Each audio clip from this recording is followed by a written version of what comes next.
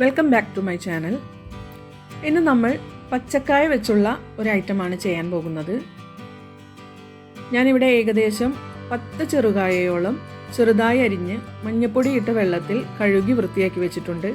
കായയുടെ കറ പോകുന്നതിനാണ് നമ്മൾ മഞ്ഞപ്പൊടി ഇട്ട വെള്ളത്തിൽ കഴുകുന്നത്. ഇനി 3 പച്ചമുളക് എടുത്തിട്ടുണ്ട്. ആവശ്യത്തിന് കറിവേപ്പില, ഒരു മുറി നാളികേരത്തിൻ്റെ 1/4 ഭാഗം ഞാൻ ചിരകി എടുത്തിട്ടുണ്ട്. മീഡിയം സൈസ് നാളികേരമാണ് ഞാൻ എടുത്തിട്ടുള്ളത്. അതിൻ്റെ 1/4 ഭാഗമാണ് ചിരകി എടുത്തിട്ടുള്ളത്. ഇനി അരിഞ്ഞു വെച്ചിരിക്കുന്ന കായയിൽ 1/4 ടീസ്പൂൺ മഞ്ഞൾപ്പൊടിയും 1/2 ടീസ്പൂൺ ഉപ്പും ചേർത്ത് വേവുന്നതിന് ആവശ്യമായിട്ടുള്ള വെള്ളം ഒഴിച്ച് നമുക്ക് അടുപ്പിലേക്ക് വയ്ക്കാം. ചുവട് കട്ടിയുള്ള പാത്രത്തിൽ വേണം നമ്മൾ കായ വേവിക്കാൻ വെക്കുന്നത്, ഇല്ലെങ്കിൽ അടി പിടിച്ച് പോകാനുള്ള സാധ്യത കൂടുതലാണ്. നാളികേരവും പച്ചമുളകും നമ്മൾ വെള്ളം ചേർക്കാതെ ഒന്ന് ഗ്രൈൻഡ് ചെയ്തെടുക്കുന്നുണ്ട്. ഇപ്പോൾ നമ്മുടെ കായ പാകത്തിന് വെന്തിട്ടുണ്ട്. ചെറിയൊരു വാട്ടർ കണ്ടൻറ്റും അതിലുണ്ട്. ഈ ഒരു സമയത്ത് നമുക്ക് നാളികേരവും പച്ചമുളകും ചേർത്ത് കൊടുക്കാം.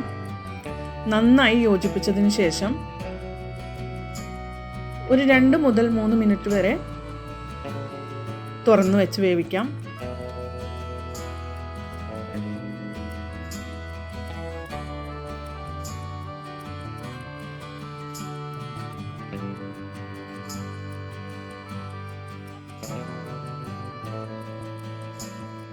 നാളികേരവും പച്ചമുളകും നന്നായി കായയിലേക്ക് ചേർന്നിട്ടുണ്ട്. ഇനി നമുക്ക് ഫ്ലെയിം ഓഫ് ചെയ്ത് കൊടുക്കാം. കടുക് വറക്കുന്നതിന് വേണ്ടി ഒരു ചീനച്ചട്ടി അടുപ്പിൽ വെച്ച് ആവശ്യത്തിനുള്ള എണ്ണ ഒഴിച്ചു കൊടുക്കുക. എണ്ണ ചൂടായതിനു ശേഷം മാത്രം ഒരു 1/4 ടീസ്പൂൺ കടുകിട്ട് കൊടുക്കുക.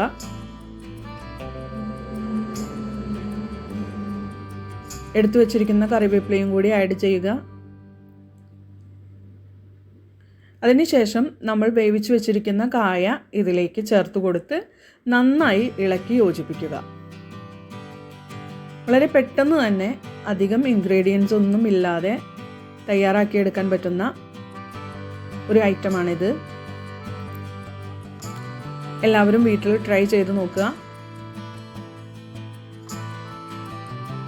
അഭിപ്രായങ്ങൾ അറിയിക്കാൻ മറക്കരുത്.